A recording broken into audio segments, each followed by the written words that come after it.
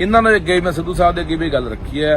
मैं कहा जे मायावती दे रखे हुए पुलिस दे विच बंदे यूपी दे विच अखिलेश यादव कढ़ सकदा आके जो सरकार बनदी है, जे चटालियां दे भर्ती कीते हुए पुलिस च बंदे हरियाणे दे हुड्डा आके कढ़ सकदा है, जे भरतिंदर चहल दा मुंडा DSP भर्ती कीता आके बादल नूं कढ़ सकदे आ, तां इह बंदे क्यों नहीं निकल सकदे।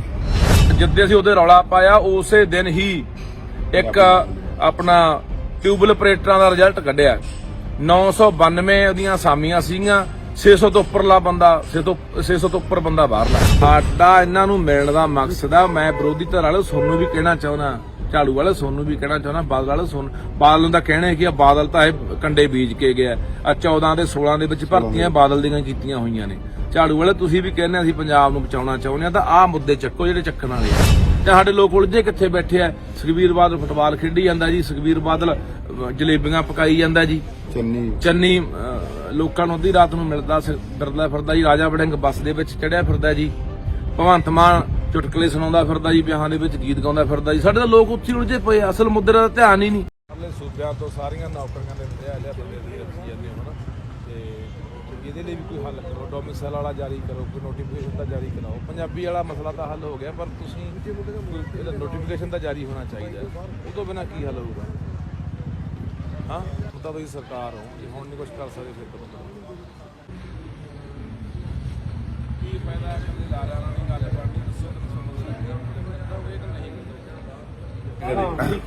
ਅਸੀਂ ਜਿਹੜੇ ਪੰਜਾਬ ਦੇ ਕੁਝ ਮੁੱਦੇ ਨੇਗੇ, ਇਹਨਾਂ ਮੁੱਦਿਆਂ ਨੂੰ ਲੈ ਕੇ ਅਸੀਂ ਇਕੱਲੇ ਮੰਤਰੀ ਨੂੰ, ਕਾਂਗਰਸ ਦੇ ਨਾਲ ਸਾਰੇ ਲੀਡਰਾਂ ਨੂੰ ਮਿਲ ਰਹੇ ਹਾਂ।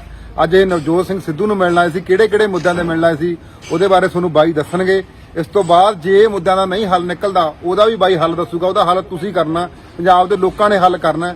ਕਿਹੜੇ ਮੁੱਦਿਆਂ ਦੇ ਮਿਲੇ ਸੀ ਬਾਈ ਦੱਸੋ। ਅੱਜ ਦੇਖੋ ਅਸੀਂ ਅੱਜ ਨਵਜੋਤ ਸਿੰਘ ਸਿੱਧੂ ਉਹਨਾਂ ਦੇ ਘਰ ਦੇ ਅੱਗੇ ਖੜੇ ਆ ਪਟਿਆਲੇ, ਉਹਨਾਂ ਨੂੰ ਮਿਲੇ ਆ। ਪਹਿਲਾਂ ਵੀ ਅਸੀਂ ਤੁਹਾਨੂੰ ਧਿਆਨ 'ਚ ਦਿਵਾਉਂਦੇ ਆ ਕਿ ਅਸੀਂ ਪੰਜਾਬ ਭਵਨ ਦੇ ਅੱਗੇ ਮਿਲੇ ਸੀਗੇ, ਉੱਥੇ ਥੋੜੀ ਜਿਹੀ ਗੱਲਬਾਤ ਹੀ ਹੋਈ। ਸਿੱਧੂ ਸਾਹਿਬ ਕਹਿੰਦੇ ਵੀ ਅਸੀਂ ਮਿਲਦੇ ਆ, ਚਲੋ ਦੁਬਾਰਾ ਉਹ ਨਿਕਲ ਗਏ, ਉੱਥੇ ਚਲੇ ਗਏ ਦੂਜੇ ਪਾਸੇ, ਅਸੀਂ ਉੱਥੇ ਖੜੇ ਰਹੇ। ਅੱਜ ਦੁਬਾਰਾ ਫਿਰ ਅਸੀਂ ਸਪੈਸ਼ਲ ਬਕਾਇਦਾ ਤੌਰ ਤੇ ਉਹਨਾਂ ਦੇ ਘਰੇ ਮਿਲਣ ਆਏ ਆ ਮੁੱਦਿਆਂ ਨੂੰ ਲੈ ਕੇ। ਜਿਹੜਾ 300 ਬੰਦਾ SPU ਬਣਾ ਕੇ, ਸਪੈਸ਼ਲ ਪ੍ਰੋਟੈਕਸ਼ਨ ਯੂਨਿਟ ਬਣਾ ਕੇ CM ਸਿਕਿਉਰਿਟੀ ਦੇ ਵਿੱਚ, ਮੁੱਖ ਮੰਤਰੀ ਸੁਰੱਖਿਆ ਦੇ ਵਿੱਚ ਰੱਖਿਆ ਗਿਆ ਸੀ।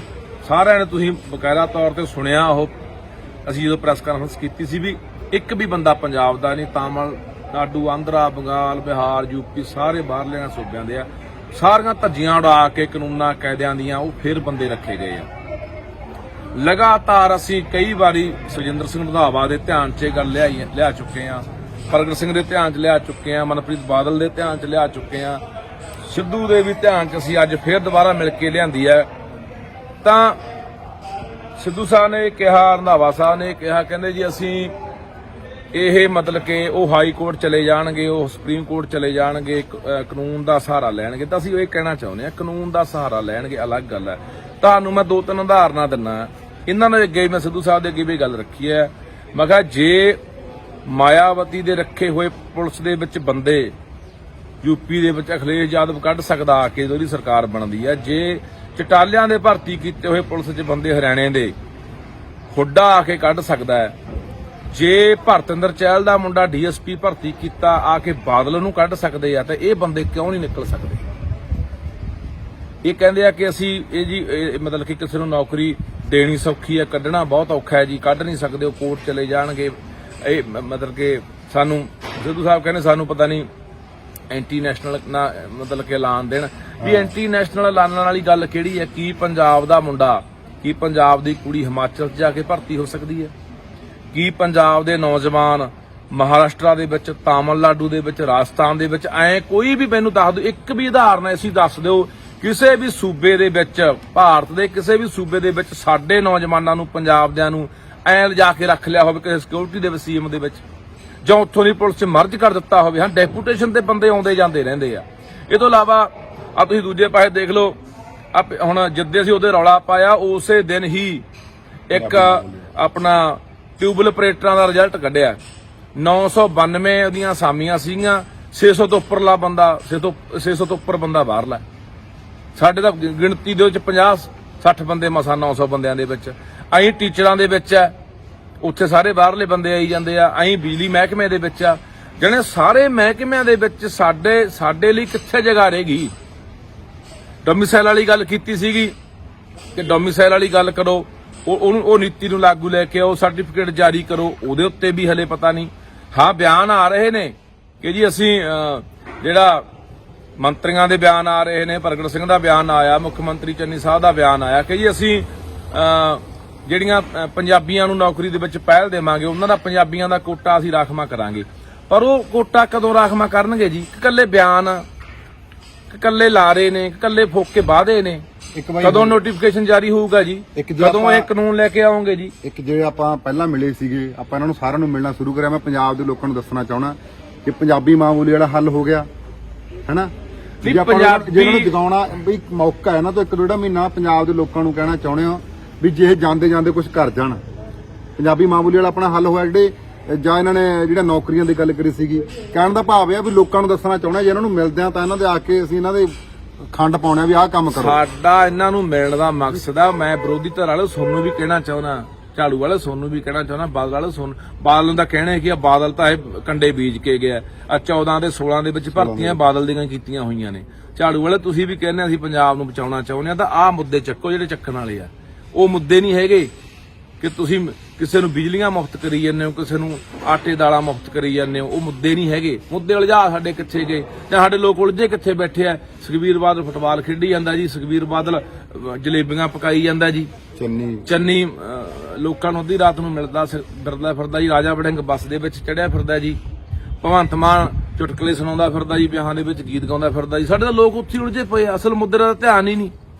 ਅਸੀਂ ਰਾਤ ਯੂਨੀਵਰਸਿਟੀ ਪਟਿਆਲੇ ਖੜੇ, ਰਾਤ ਯੂਨੀਵਰਸਿਟੀ ਸੀਗੇ ਅਸੀਂ ਉੱਥੇ। ਅਸੀਂ ਸਾਡੇ ਨੌਜਵਾਨਾਂ ਦੇ ਦਰਦ ਜਿਹੜੇ ਉੱਥੇ ਸੁਣੇ ਆ, ਉਹਨਾਂ ਨੌਜਵਾਨਾਂ ਦੇ, ਕਿਸੇ ਨੂੰ 5 ਸਾਲ ਹੋ ਗਏ, ਕਿਸੇ ਨੂੰ 7, ਕਿਸੇ ਨੂੰ 10 ਹੋ ਗਏ, ਲਗਾਤਾਰ ਰਾਤ ਨੂੰ ਸਾਰੀ ਰਾਤ ਝਾਕ ਕੇ ਪੜ੍ਹਾਈ ਕਰ ਰਹੇ ਆ, ਇਸੇ ਆਸ ਦੇ ਉੱਤੇ ਵੀ ਕਿਤੇ ਨਾ ਕਿਤੇ ਯਾਰ ਕੋਈ ਨੌਕਰੀ ਮਿਲੂਗੀ। ਆ ਨੌਕਰੀਆਂ ਜਦੋਂ ਆਉਂਦੀਆਂ ਨੇ, 10,000 ਨੌਕਰੀ ਪੰਜਾਬ ਪੁਲਿਸ ਦੀ ਕਿਹਾ ਮਾਰਚ ਤੋਂ ਲੈ ਕੇ 10,000 ਨੌਕਰੀ ਕਹਿੰਦੇ ਕੱਢਾਂਗੇ, ਤੇ ਬੰਦਾ ਇੱਕ ਵੀ ਨਹੀਂ ਭਰਤੀ ਕੀਤਾ। ਕੱਲੇ ਲਾਰੇ ਨੇ, ਵਾਅਦੇ ਨੇ, ਫਾਰਮ ਭਰ ਦਿਓ ਜੀ, ਤਰੀਕਾਂ ਲਾਂਤੀਆਂ ਜੀ, ਟੈਸਟ ਲੈ ਲਏ ਜੀ, ਇੰਟਰਵਿਊ ਕਰ ਲਈ ਜੀ। ਰੱਖਣਾ ਰਖਾਉਣਾ ਕਦੋਂ ਹੈ? ਉਹ ਗੱਲਾਂ ਬਹੁਤ ਦੂਰ ਨੇ।